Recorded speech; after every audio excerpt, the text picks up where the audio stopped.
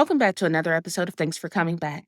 I'm your host, Dr. Latasha Nelson, and today I'm excited to introduce a guest who is on a mission to bring joy back into education and the workplace. Dr. Danny Brassell is a former inner city teacher who has transformed into a highly sought after speaker, trainer, and coach.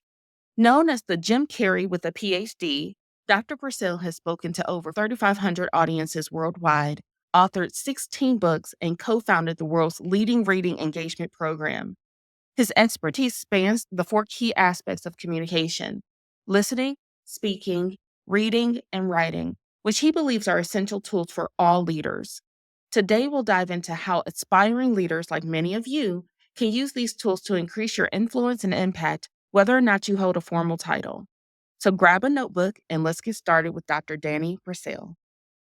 I am eager to talk to you today because I, as a resident introvert, I call myself a high functioning introvert, cannot imagine speaking to as many audiences as you have, but you've spoken to over 3,500 audiences. And the really cool thing about that is, I think no one would deny the connection between clear and authentic and impactful communication with leadership capabilities, but it doesn't always happen on a stage. So, to kick us off, can you share how someone who doesn't particularly enjoy even the thought of public speaking can still become an influential and impactful leader, whether they're in their workplace or their community? I work with individuals, entrepreneurs, organizations on leveraging speaking on stages to increase their impact and income and build up their client base. And yes, I've worked with some pretty famous people, athletes, Olympians, politicians, televangelists, actors. But the people I generally work with are people just like you and me who really don't feel comfortable on stages. And I tell people a stage, yes, it could be speaking to a ballroom, it could be speaking to a classroom, it could be speaking one-on-one. All the world is a stage. I think Shakespeare said that. And I have a little bit of experience in this background. I was touring India, speaking to different schools. I spoke to this huge school, like 5,000 kids, and got them all pumped up. And this 6-year-old boy comes up to me afterwards, and he's got tears in his eyes. And I notice that he's missing his left arm. And he says, "How can I succeed?" And so I crouched down at his eye level, and I said, when I was a little boy, before I was 12 years old, I went to 18 different schools. I mean, everybody called me stupid because I stuttered. And I finally went to a school where a teacher, she worked one-on-one with me, and she would sing things to me and I would sing them back. And I didn't have my stutter when I sang, kind of like the movie The King's Speech. And eventually I grew out of my stutter and I became a swan. But I looked at that little boy and I said, isn't it interesting that the little boy who everybody said was stupid and couldn't talk right now gets paid extraordinary sums of money to go around the world to do what? And he just got the biggest grin on his face. He said, "Speak." And I said, "Don't let anybody ever tell you what you cannot do. Everything is possible. If there's one thing, human beings, it's proven. And anything and everything is possible." And so that would be my message. You and I both have teaching backgrounds, and it's kind of an irritating habit. I have very high expectations for my students. I've always had. I don't let people give me excuses. And it was funny. One of my past coaching clients just filmed a testimonial for me the other day. And I was just laughing when he said it. He said, "Danny's a little bit different than other coaches I've had. He won't let you get off the hook. He holds you accountable and he wants you to be successful." And I know you're the same way, Latasha. This is something that's very important to me. I used to always say this to my little ones. And I've taught all ages, but my favorites are the little ones. I said, don't let anybody tell you what you can't do. Sometimes you need somebody else to believe in you before you believe in yourself. I believe in all of you. They only give me the best and the brightest. Now let's go out and make this world a better place. You say that enough to a person. I mean, you're the perfect example. I mean, when you're just sharing your background with me, I'm like, that's why I became a teacher. So, I imagine that there has to be a major influencer in your life's journey that's helped you to see the world the way that you see it. I spent most of my teaching career in South Central Los Angeles in the Watson Compton area. And I realized, shame on me. My family, we were poor, but we always had food on the table. Both of my parents were in the home, which is a huge blessing, I realize now. And my parents always read to us kids, in front of us kids. We always had plenty of access to reading materials. And so when I started teaching in inner city and I saw a lot of my students didn't have these things, I basically said, shame on me. And probably one of the biggest influences in my life, she's not with us anymore, but I think of my mother. My mother was so positive with me. And I'll never forget, and she actually wouldn't know this story. The reason I stopped teaching was I was teaching fourth grade at the time, and I had a mother, Jonathan's mother. Jonathan is one of the most gifted and talented students I've ever had the pleasure of teaching. And Jonathan's mother, a single mom, raising him and his older sister, working 3 jobs. I always say this to people, just because a parent ain't around doesn't mean they don't care. I mean, I've worked with intoxicated parents, I've worked with incarcerated parents, but I have never worked with a parent that doesn't love hearing me tell them something nice about their child. Well, Jonathan's mother asked me a question I was not prepared to answer. She said, Mr. Brassell, Jonathan looks at you like a daddy. If you were his father, what would you recommend that I do? And the word that came out of my mouth was move, because our school didn't have a gifted and talented program, and her son was gifted and talented. And I knew if Jonathan stayed at my school, next year he was getting Miss Hampton, and Miss Hampton was going to destroy this young man, because Miss Hampton is a direct descendant of Darth Vader, and she was going to load him with all kinds of negative energy. So getting back to the story, that's when I resigned. I wound up teaching the rest of the year, but that was it for me in the classroom. And I went into a deep depression over it. But I was at a party once with my parents, and my mom was talking to one of my high school English teachers, Miss McLean, who's one of the best teachers I ever had. And they didn't know I was listening to their conversation. And Miss McLean said to my mom, she said, "Oh, it's so sad that Danny's left teaching. He was such a good teacher." And my mom replied, "But Danny's good at everything he does."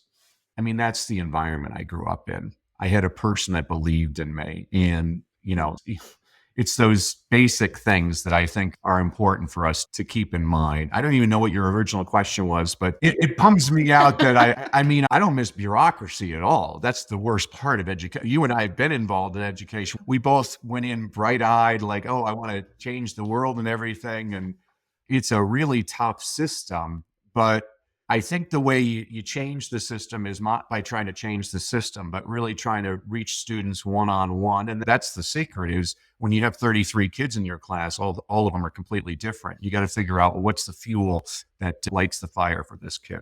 Here's the beauty of what you just shared. You didn't stop teaching. Yeah. You changed the environment, Yeah. but you didn't stop teaching. And your gifts are your gifts. I remember one of the most impactful interactions I had with one of my kids who wasn't even one of my students. He just knew of me because the other students spoke about me, which could be a good or bad thing. But in this case, it was a good thing. And I remember he was sitting outside my class one day. I don't know why he had been put out of his classroom, but sitting outside my class one day, I had my students on task. So I went outside my class and I just came down to his level. And these are high school students. And I just asked him, I said, well, what's going on? I think I sat down on the floor with him and he just said, you're so weird. Like you're different, weird. Like, why are Yeah. you sitting on the floor with me? Right. And I said, because this is where you're sitting. Right. It's those types of interactions. Yeah. It's like no one's ever done that. And it's amazing how much you can teach in that moment. It's not the curriculum. I taught integrated math. Ugh. But right. So probably wasn't going to make a connection with him in that moment over that particular topic. But in that moment, no one can tell me that we didn't both learn something from each other. So I love what you just shared about changing your environment, but continuing to use the gifts that you have. Thank you. Thank you. And thanks for all that you did, Latasha. I could actually listen to those stories. Why did you leave? I mean, I know you're in Atlanta. Why did you leave Cleveland? Okay, so don't laugh at me for this, but Isn't it? I am very spiritually led through everything. And so Uh-huh. at the time, I'm working for a fantastic company. In fact, if I had an opportunity, I would go back to them in a heartbeat. A global company. They had just centralized their operations in a small part of Northeast Ohio. Traffic is not the same. So when someone says, oh, I'm fighting traffic, I think unless you're talking about LA, New York, or Atlanta, I'm not trying to hear it. But That's right. I used to enjoy everything, including the commute to this place. And I happened to be walking with a colleague one day around this brand new parking lot where they still have all the dust and dirt and everything in place. And as we're walking, I'm talking about feeling called to do something different, to go somewhere else. At this point, I'm not teaching. At this point, I'm in a completely different field. But I'm walking around and I see this arrow, this spray paint in the path, and it says ATL and it's pointing out of the parking lot. And I said, well, there you have it. God is telling me to move out of the Wow. state. And ironies of ironies, I've been here for darn near 20 years now. I don't Wow. regret the move. Everything happens for a reason. And you took that sign and you went with it. That good for you, man. That's amazing. Good for you. I love that. No, thank you for asking. I just pray that I don't become risk averse at some point and stop looking at those types of things because you can delay or defer a dream. You do have to pay attention to the signs. I mean, it's actually one of the reasons I love speaking. This is going to sound really pathetic. So, one of my favorite movies is Chariots of Fire, about a couple of white guy runners from England in the 1920s. One's Jewish and one is a Christian, Eric Liddell. And there's this scene in the movie where Eric Liddell's talking to his sister and he's looking back at Edinburgh in Scotland. He says, wow, I'm going to miss it. And she gets excited. He's like, I've made my decision. I'm going to go back to the mission in China. And she's so happy. But then he says, but first I'm going to run in the Olympic Games. And she becomes confused. He's like, Jenny, I believe God made me for a purpose. And that's the missions in China. But he also made me fast. And when I run, I feel his pleasure. I get goosebumps every time he says that, Latasha, because I'm like, oh my gosh, that's how I feel on a stage. Sometimes I say something brilliant and I know it didn't come out of my mouth. And I realize I'm like, wow, God's always been there, and I wasn't paying attention to the signs. And I mean, my kids, my students, you're a former teacher, you call them your kids. So I used to call them my kids, and I looked at them, and they would say the worst things to each other and to themselves. I'm like, God made you to be extraordinary. And I just believe people need to hear that a lot more. So, I'm actually currently reading a book by John Maxwell called High Road Leadership. To kick the book off, he emphasizes the importance of valuing others. And he highlights that some of us may not value ourselves. And so we may find that particularly challenging to value others. But you have to be able to see the value in who you are, especially who you're uniquely made to be, and what Yeah. you bring to every circumstance you encounter, every person you interact with. And oftentimes, particularly in the inner city, I think it's difficult to see the good, much less the value, without someone seeing you, like really seeing you, not just you're another student in my class, not you're another kid on the corner. Someone has to sit down and get to know each of those individuals and say, this is the uniqueness I see that you bring to the Mhm. world in order for some of us to ever think that we bring value. Yeah, absolutely. And John's fantastic. He gives great anecdotes. And then if you ever watch him as a speaker, he's got a great voice. He always ends it, I'm John Maxwell. I'm glad to be your friend. I mean, it's a little thing like that. It's a nice little touch he's putting there. Mary Kay Ash from Mary Kay Cosmetics said everybody's walking around with a sign around their neck that says, make me feel important. And it's the truth. If you watch the most effective leaders, when they're with you, they're focused specifically on you. I mean, that's one of my favorite stories I share with people. It's called the Gladstone Disraeli paradox. So Winston Churchill's mother, Jenny, was a contemporary of Queen Victoria, and she knew every famous person of the day. And a reporter once asked her about the difference between Prime Minister Gladstone and Prime Minister Disraeli. And her response was phenomenal. She said, well, every time I left a meeting with Prime Minister Gladstone, I left feeling like, wow, he is the most interesting person I have ever met. But every time I left a meeting with Prime Minister Disraeli, I left feeling like, wow, I am the most interesting person he has ever met. What are we doing to make the people around us feel important? That's the message. I love that. So, at some point early in my education, I was tapped for gifted classes. And I Nice. remember reading about a violinist, which for me, I was like, okay, that's cool. I guess what is this thing? And we read about a violinist, I believe her name was Midori, and it was in our textbook. And I remember the summer after completing third grade, my teacher took me and my best friend at the time. She got permission from our parents, and she took us to a concert, an outdoor concert, for us to see this violinist live. Now, that would never have happened because I, first of all, didn't even know that they had outdoor concerts or what concerts were, by at third grade. Everything we did was pretty much in front of the TV. And I just remember how she made me feel in that moment by saying, of all of my students, I'm going to take you and you to see this violinist. She must have seen that that was going to have a huge impact on us. And so I love that we're touching on some of the awesome things that great leaders do. But I'm Yep. sure that there's some skills that are underrated that great leaders do that aren't as evident, but they need to be proclaimed, they need to be broadcast. What are some of the most underrated skills that leaders need to develop and use? Well, my background is in getting kids to love reading. And so there's plenty of readers that don't necessarily become effective leaders, but I can't point to a single example of an effective leader who is not also an avid reader. I mean, you look at in the military, General Schwarzkopf read voraciously. They said he could quote Shakespeare, he read in 4 languages. If you look in entertainment, all of these actors, they're reading scripts all the time. In politics, a lot of people forget the story that President Kennedy was once asked at a press conference what he was reading. And he said, "Oh, I have a little spy book about this guy named James Bond."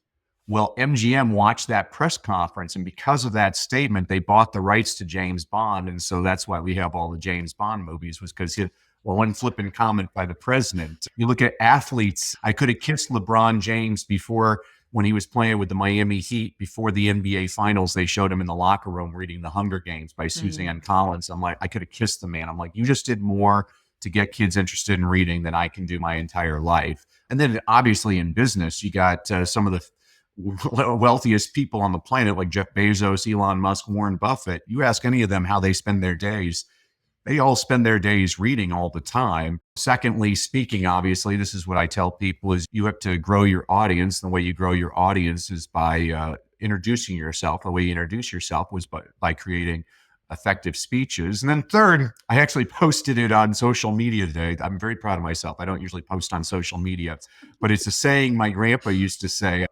there are thems that talks and thems that does, and thems that does gives thems that talks something to talk about. So I guess the lesson there is take action, do something. I mean, people can talk all day. This is what I like about you. You decide you're going to make your difference. That's great. Make your difference. Like, there's something everybody can do. Even my little ones, when I was teaching kindergartners, I looked at them like, you know what? You have the power to put a smile on your mama's face. And when mom is happy, pop is happy.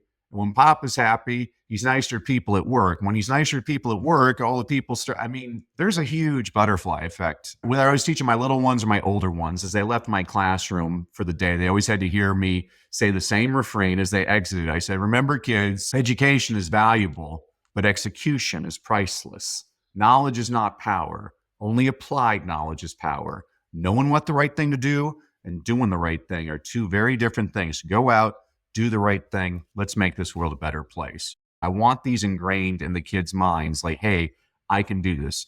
I can do this. I can do this. And if a person hasn't done it before, I'm like, so you have the opportunity to be the first.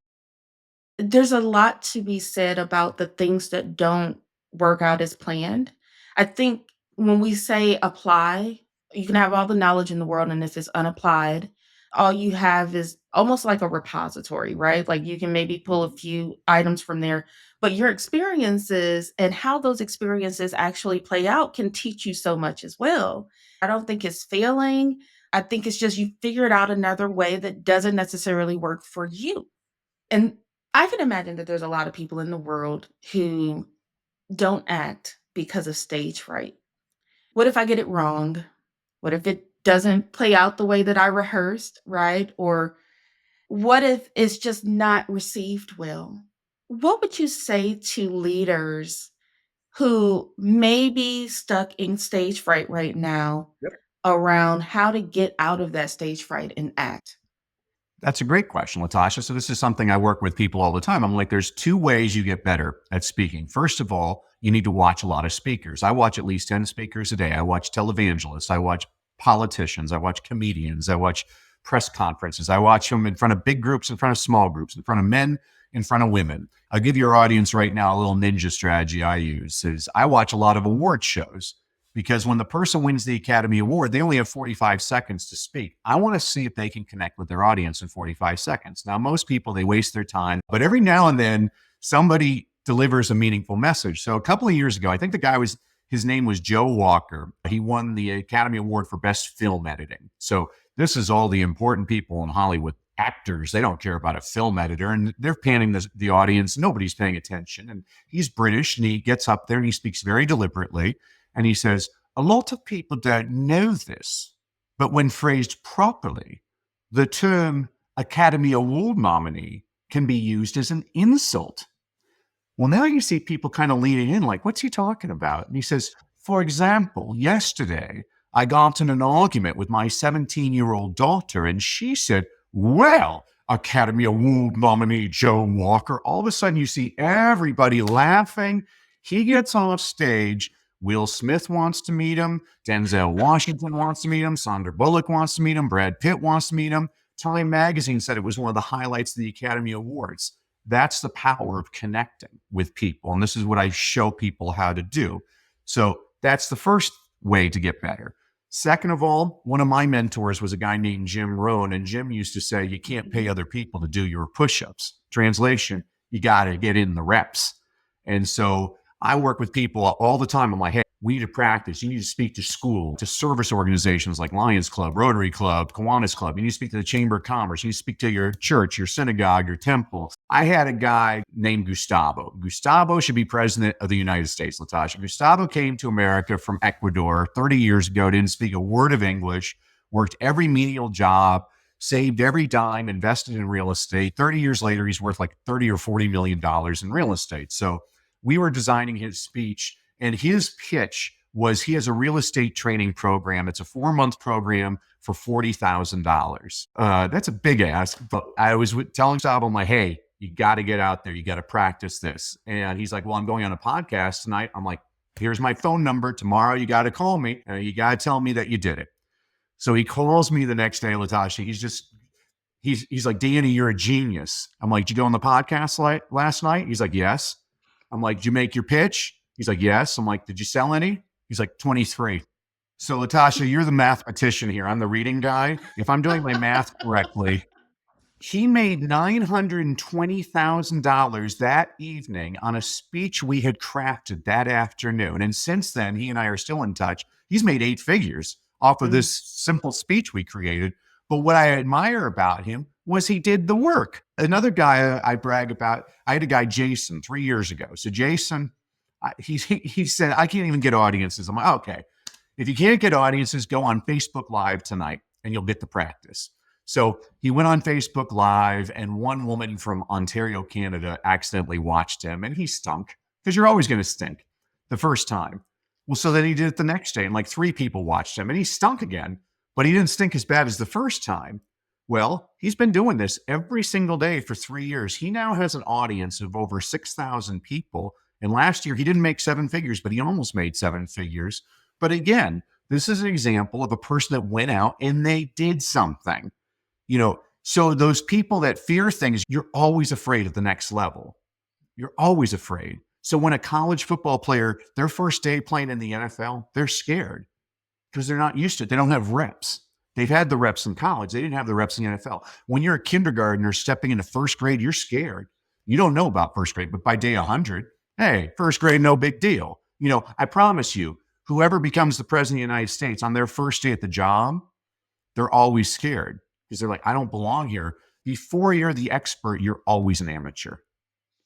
And people have to understand that the way you get better is with the reps. The reason Michael Jordan's the greatest basketball player of all time is that guy worked his tail off. Kobe Bryant had a great quote. He said, you work in the dark so you can shine in the light. But people don't look at the dark. They only see the light. They don't see all the work that was involved there. How, Gary, the golfer, has a perfect swing. And people always say, I wish I had your swing. No, you don't. You don't want to get up at dawn every single day, hit 1,000 balls until your palms are bleeding. And then you have to bandage your palms and then hit another 1,000 balls. No, you wish you had my swing without having to do anything. And I love that. I don't care who the successful person is. The way they got successful is they got in their reps. Oprah, when she started off as a talk show host, I guarantee you she wasn't great. Now it's like second nature to her because she's done 10,000 of them. They got in their reps, but they also continued throughout what was undoubtedly uncomfortable because most people don't want to do what they're not good at, right? Yep. There's research that confirms that if I, as you put it, suck at it, I'm probably not inclined to keep going with it. So there's something Yep. unique about what you're sharing right now with not just the doing it, but continuing to do it, building up consistency and getting out of your own way, whatever that may look like, because you might have to tell yourself, yeah, I embarrassed myself yesterday. In the digital age we're in, yes, it is forever going to be on the internet now. Someone's going to be able to find me, meme me or something. But I'm going to keep going. I'm going to keep trying. I'm going to keep practicing. I'm going to keep putting in the work until it pays off. And those are sometimes the things that people don't really want to, when we say put in the work to do, they don't want to have to get past all those hurdles and all the internal messaging to themselves. I sucked yesterday. I'm Yeah. embarrassed. I don't want to do this again. So I think what you're sharing right now is extremely critical for people to hear. You have to push past the discomfort. Life is not just about being comfortable. Not if you want an extraordinary life.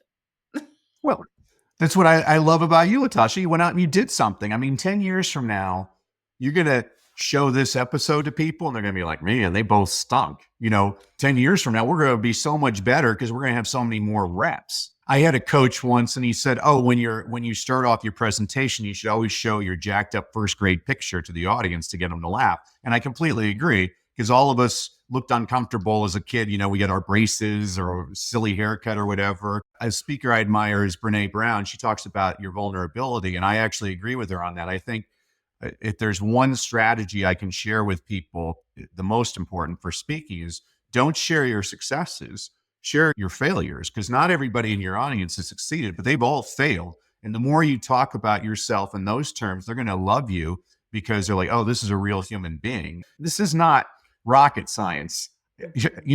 I've never heard a presidential candidate say, oh, I grew up middle class, very comfortable. No, they all grew up in a log cabin poor. That's you have to show the struggle. You can't say, oh, I grew up, I had diamonds in my shoes, $100 bills flying out of my pockets.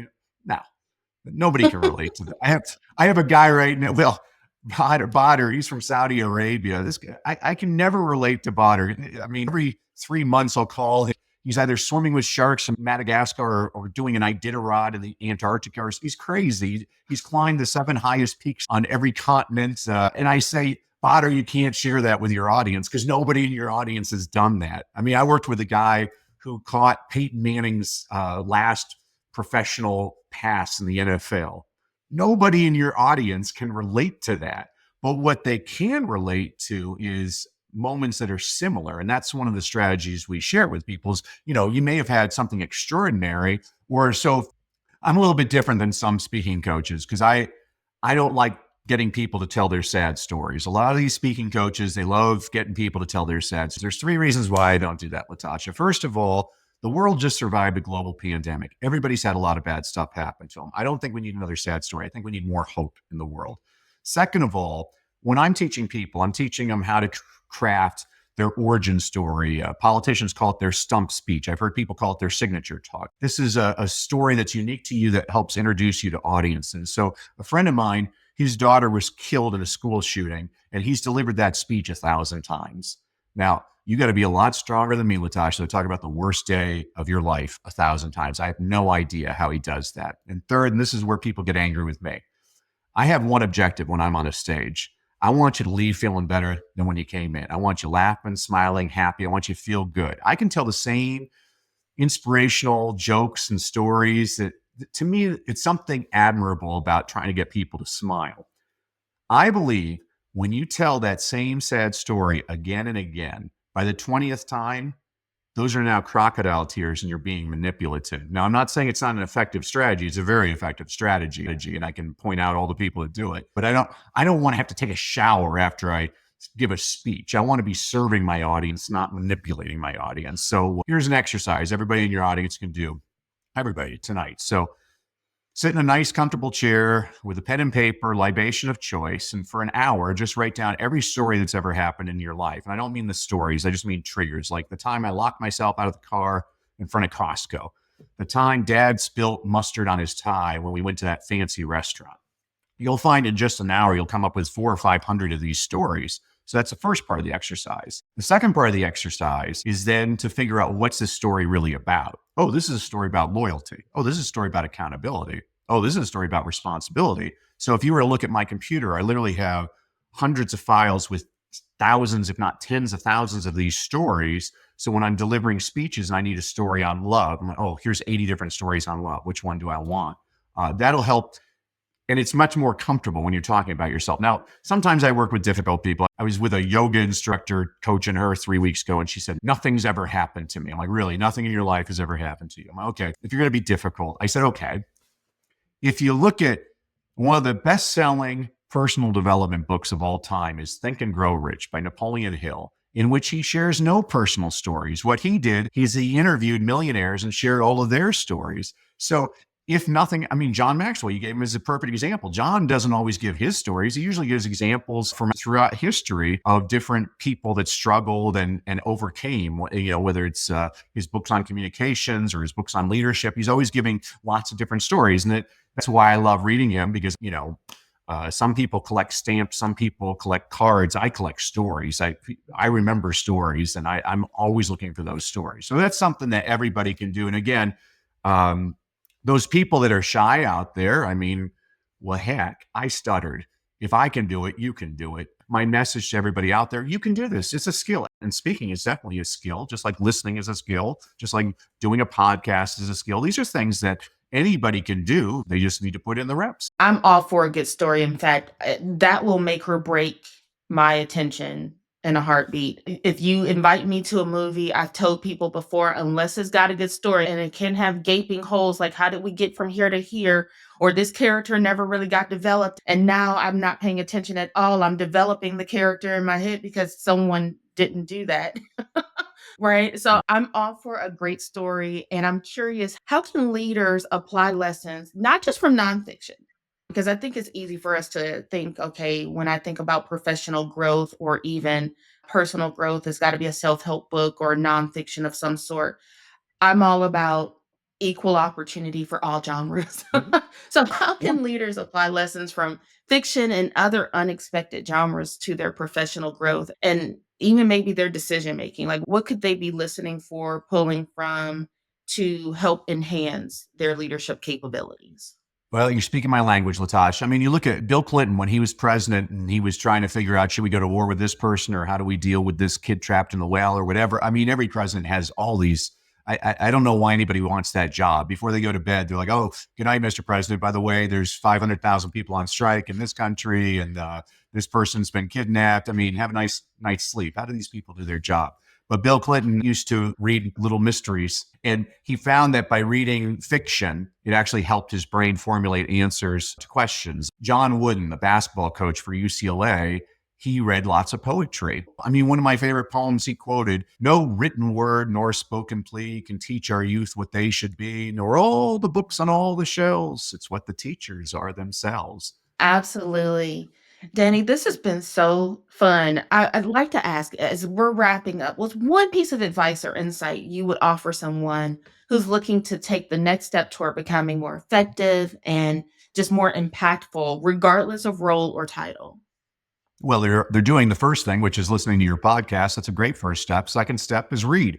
And I loved what you were implying is read voraciously and read a diverse types. It doesn't just have to be nonfiction, or it doesn't have to just be fiction. I mean, give yourself a steady diet. It's kind of like if you eat chocolate all the time, it's not healthy. I read Teddy Roosevelt's biography, and I didn't know by the time Teddy Roosevelt was 30 years old. He had read over 20,000 books. So I say that to my little ones. They're like, wow. And I'm like, all right, kids. So we're going to read a lot of kid books. I mean, I read 10 books a day now.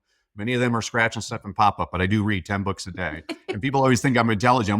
I'm not intelligent. I'm not too bright. I read all these like little biographies, picture books about all these famous people. And so I have silly little facts at my disposal because I read a picture book. I read the newspaper, I read magazines. That we have such a narrow definition of reading.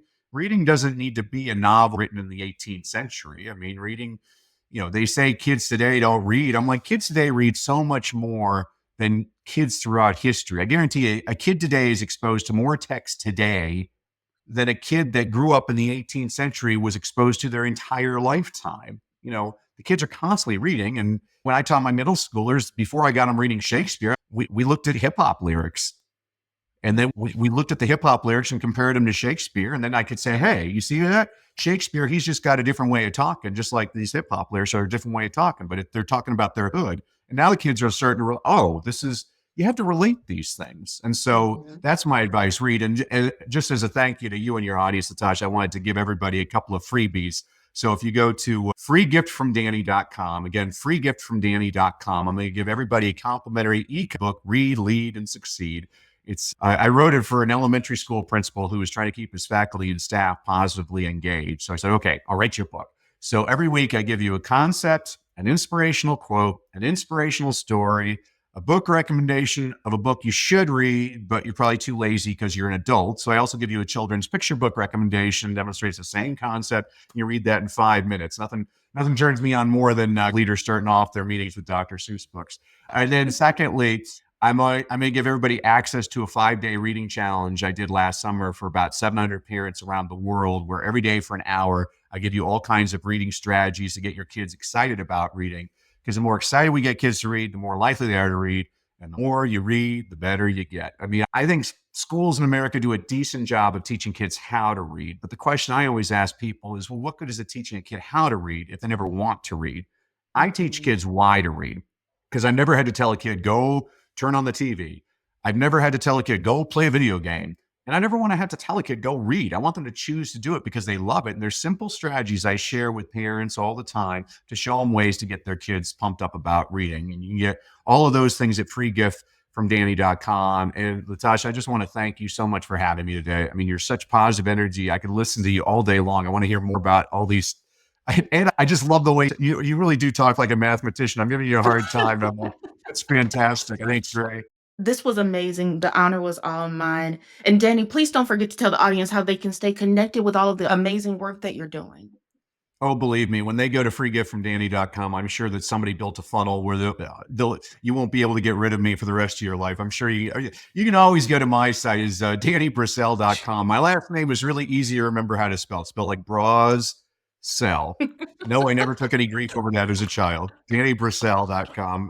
I mean, if I'm here to serve, I always tell people when we're working together, I'm like, stop trying to sell your audience. Just serve them.